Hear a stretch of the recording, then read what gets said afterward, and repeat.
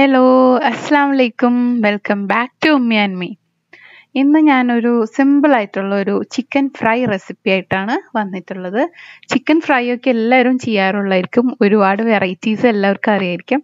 എന്നാലും ഇത് എനിക്ക് കുറച്ച് സ്പെഷ്യലായിട്ട് തോന്നി, അപ്പം നിങ്ങളായിട്ടൊന്ന് ഷെയർ ചെയ്യാമെന്ന് വിചാരിച്ചു. ഇത് എൻ്റെ റെസിപ്പി അല്ല, ഇതെൻ്റെ ഉമ്മാൻ്റെ സിസ്റ്റർ, എൻ്റെ കുഞ്ഞുമ്മ എനിക്ക് ഷെയർ ചെയ്ത് തന്ന റെസിപ്പിയാണ്.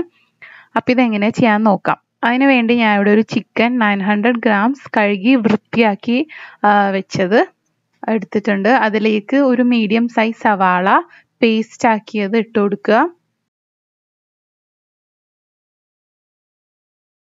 ഇനി ഒരു മീഡിയം സൈസ് ടൊമാറ്റോ പേസ്റ്റ് ചെയ്തതും ഇട്ട് കൊടുക്കുക.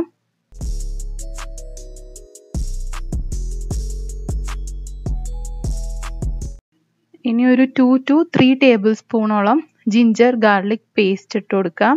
ആവശ്യത്തിന് ഉപ്പ്, 1/2 ടീസ്പൂൺ മഞ്ഞൾപ്പൊടി, 1 ടീസ്പൂൺ റെഡ് ചില്ലി പൗഡർ. ഇത് കാശ്മീരി റെഡ് ചില്ലി അല്ല, നോർമൽ റെഡ് ചില്ലി ആണ്. നല്ലപോലെ മിക്സ് ചെയ്യാം. ഇനി 1/2 ടീസ്പൂൺ കുരുമുളക് പൊടി. ഇതിപ്പോൾ അധികം സ്പൈസി ആയിട്ടുള്ള ചിക്കൻ ഡിഷ് അല്ല. ഇനി നിങ്ങൾക്ക് നല്ല എരിവ് വേണമെങ്കിൽ ഒരു 1 to 2 ടീസ്പൂൺ കുരുമുളക് പൊടി ആഡ് ചെയ്ത് കൊടുക്കാം. വേറെ പച്ചമുളകും ഒന്നും ആഡ് ചെയ്യുന്നില്ല. ഇനി 1 ബിഗ് സൈസ് ലെമൺ നമുക്ക് അതിൻ്റെ ജ്യൂസ് ഒഴിച്ചു കൊടുക്കാം. ഇതെല്ലാം കൂടി നല്ലപോലെ മിക്സ് ചെയ്ത് നമുക്ക് ഇനി ഇതൊരു 3 to 4 hours ഫ്രിഡ്ജിൽ വെക്കണം. ഓവർനൈറ്റ് വെച്ചാലും അത്രയും നല്ലത്. ഇനിയിപ്പോൾ ഞാനിവിടെ ഒരു 4 hours ഫ്രിഡ്ജിൽ വെക്കുകയാണ്. അതിനുശേഷം ഇപ്പോൾ പുറത്തെടുത്തിട്ടുണ്ട്. ഇനിയിപ്പോൾ നമുക്ക് ഇതൊന്ന് ഫ്രൈ ചെയ്തെടുക്കണം. അതിന് മുന്നേ നമുക്ക് ഈ ചിക്കൻ ഒന്ന് റൈസ് പൗഡർ, അതായത് നമ്മുടെ നോർമൽ അരിപ്പൊടിയിൽ ഒന്ന് കോട്ട് ചെയ്തെടുക്കണം. ഇത് ഞാൻ അരിപ്പൊടിയും 2 ടീസ്പൂൺ കോൺഫ്ലോറും കൂടി മിക്സ് ചെയ്ത പൗഡറാണ്.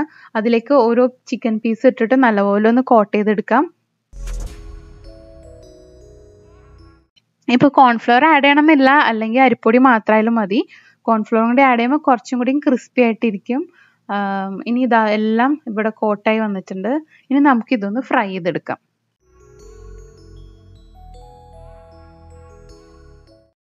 ഞാനൊരു പാനിലേക്ക് എണ്ണ ഒഴിച്ചു കൊടുക്കുന്നുണ്ട്. ഇപ്പം ഞാൻ ഷാലോ ഫ്രൈ ആണ് ചെയ്യുന്നത്. നിങ്ങൾക്ക് ഡീപ്പ് ഫ്രൈ വേണമെങ്കിലും ചെയ്തെടുക്കാം. ചിക്കൻ പീസസ് ഒക്കെ ഇട്ട് കൊടുക്കാം.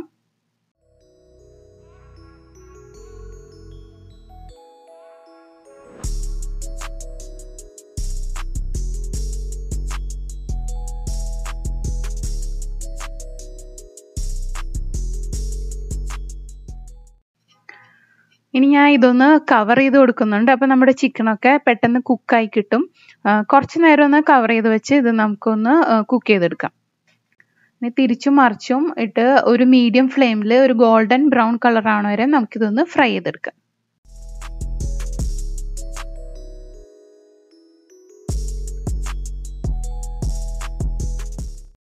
ഇപ്പോൾ എല്ലാം ചിക്കനൊക്കെ നന്നായി ഫ്രൈ ആയി വന്നിട്ടുണ്ട്. ഇനി നമുക്ക് എടുത്ത് മാറ്റാം.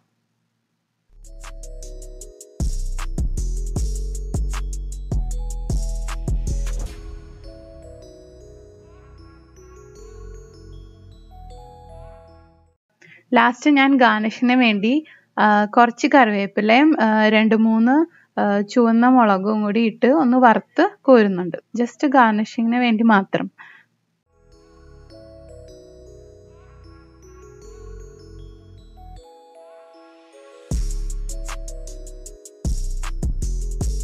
ഇനി ഇത് നമുക്ക് സെർവ് ചെയ്യാം.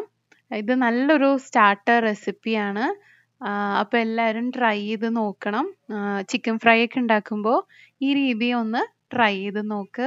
ഒരുപാട് പേർക്ക് അറിയായിരിക്കും, എന്നാലും അറിയാത്തവർക്ക് വേണ്ടിയിട്ട് കമൻസ് ഒക്കെ അറിയിക്കണം.